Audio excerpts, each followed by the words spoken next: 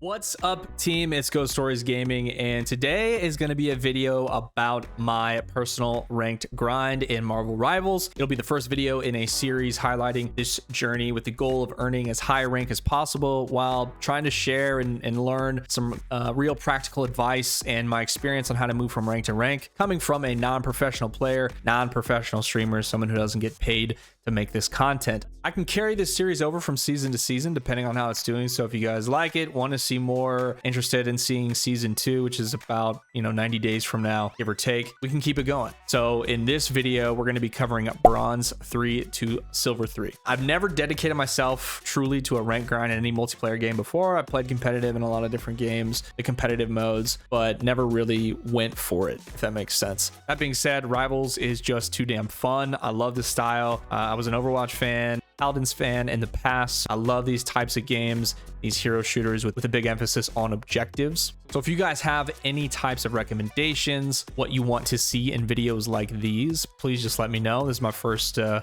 time dipping my toe into this type of content. And for any updates in this series and all future videos from my channel, make sure to hit that subscribe button. In season 0 of Marvel Rivals, I played comp until gold just to get that Moon Knight skin, and I stopped shortly after that. So I'm not 100% sure what my ceiling is or can be, but I'm going to share my experience and go as far as I can in this season 1. So let's jump into some macro concepts for bronze lobbies. I'm a PC player.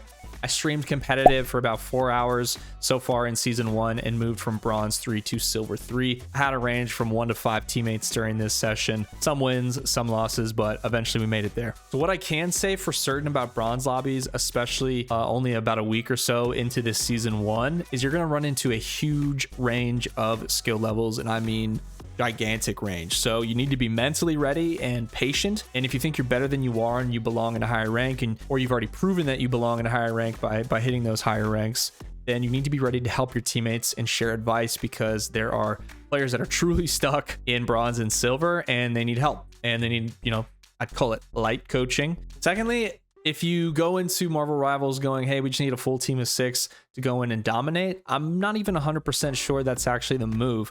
I've had a lot more success with smaller groups, so 1 to 3 in the party versus 4 to 6. If Marvel Rivals pairs you with other full stacks on purpose, this could be why it's so much harder, and solo queuing is just a nightmare. I have zero advice on solo queuing.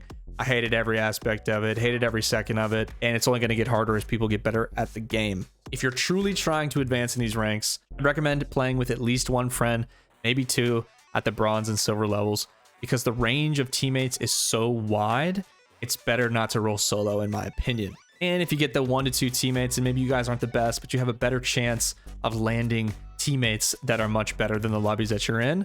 So you get this little soft carry in a game or 2, which might be enough to just push you over the edge to rank up. Plus, playing with a friend guarantees at least a couple of you can communicate and will have some level of competence, assuming your friends aren't total garbage. Next up, experiment with your mouse settings and target reticle. I play at 800 DPI and fairly low sensitivity. It helps me with the micro adjustments. And for a game like Rivals, there's so much movement. You have to be able to slow your reticle down when mousing over an enemy model to hit those precision shots. Every player setup and game is different, so you're going to have to experiment. And you'd be really surprised what changing the reticle can do for your game and can do for your aim even. There are plenty of target reticle tutorials out there. If you just type that in on whatever social platform you want to use or YouTube, there are all kinds of customization options out there, and people post them all the time. Go find some, experiment, run some quick play, and see which one you like the best. Lastly, on the macro level, I would say consume plenty of tutorials. Some information you're going to retain, some of it you won't, but you're bound to learn something along the way. For me, I learned a ton about hero kits from TikTok and Instagram Shorts, RIP TikTok. I hit the sauna every time I go to the gym, and I can digest a 10 to 20 minute video or watch a bunch of short form content about the game. What do the abilities actually do? Who can cancel enemy ultimates? General strategy. Become a student of the game. The more game knowledge you have, the better you're going to play. So let's run over some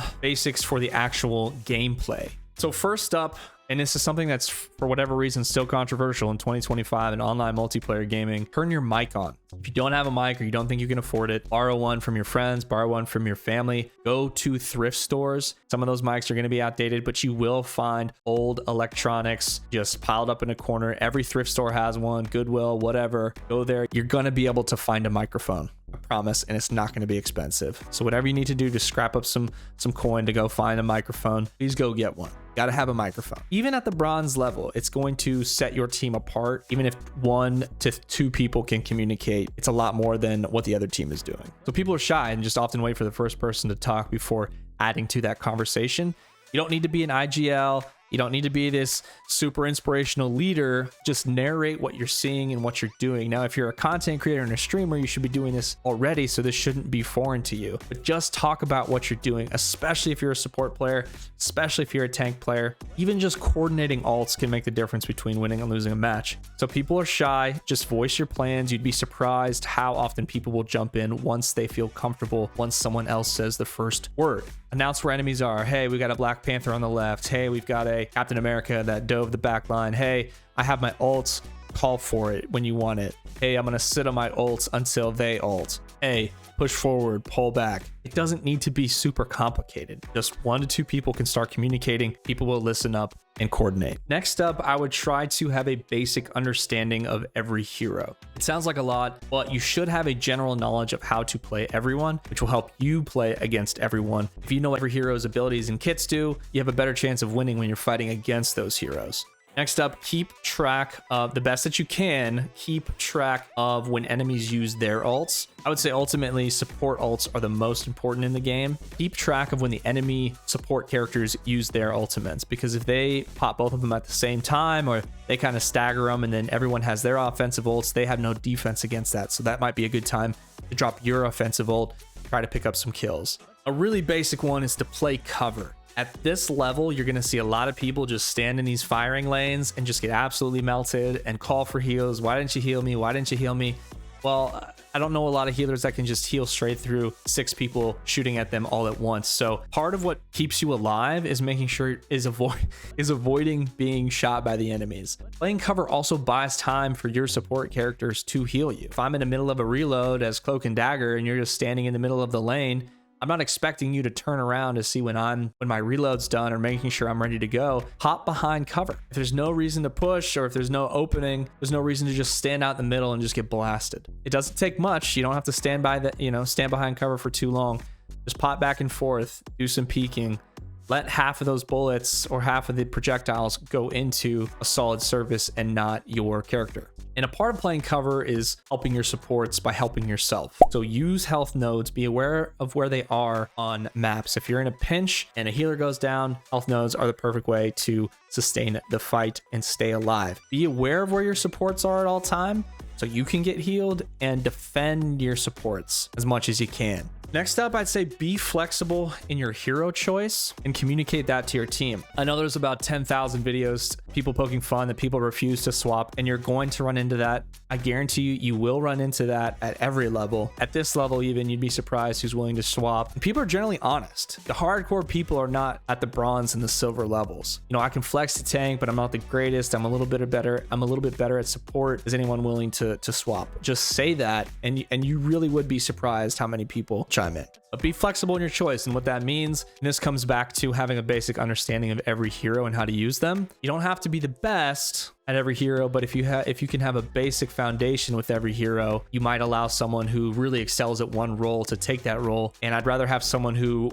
is a diehard tank fan or a diehard support fan play those roles rather than have them flex into something that maybe they're not comfortable. So now you're lacking in 2 roles versus having a really great person in one role and a mediocre person in one role. So be flexible in your hero choice. Communicate that. You're not going to run into that every game, and inevitably you're going to lose matches because people are not flexible. You know, be the change in the world that you want to see. You know what I'm saying? Know what I'm saying here? Next up, try to have a basic understanding of map layouts. This is going to come with practice. This is going to come with reps. By having these map layouts understood, you will understand what environments are destructible. By the way, there's a button you can push on your controller or your keyboard that will show you everything that's destructible on a map. It changes your vision and the color, and it shows you with highlights and shines up all of the environment that can be broken. So make sure to go into your settings, find that button. When you go into a match, just hold that button and it'll show you what you can shoot out. Now, if your aim sucks, this is another thing you're going to have to practice. You can also play heroes that aren't as aim reliant. Cloak and Dagger's primary is heat seeking.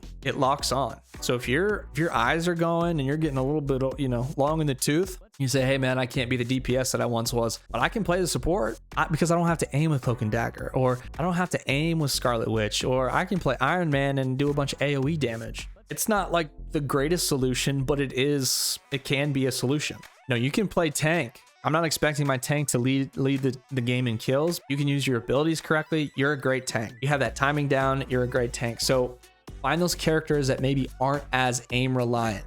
Now, maybe Hela and Hawkeye are not for you. Cloak and Dagger is, and all of a sudden you become excellent as a support player, which is something every team needs. So find those heroes, and if your aim stinks, you can always try to focus on heroes with less aim reliant abilities. Next up, more or less at the bronze and silver level, stay with your team. If supports don't have to work harder than they need to, and tanks have a general awareness of their positioning, generally speaking, if you stay with your team, you have a better chance of winning fights at this level. You're going to inevitably run into teams with people who overextend trying to be a hero. You have at least 4 to 5 of your teammates relatively in the same space. You have a better chance of picking off those enemies that overextend. At this level, truly, it's either a total steamroll because the skill gap is so much different, or it's just the first team to make major mistakes. So using ults incorrectly, overextending, staggering your team when you come out of respawn. So if you can just wait for them to make the first mistake, then you can use that opportunity. Couple more things here. One of the items is to be competitive. If you really want to continually rank up, you have to be competitive.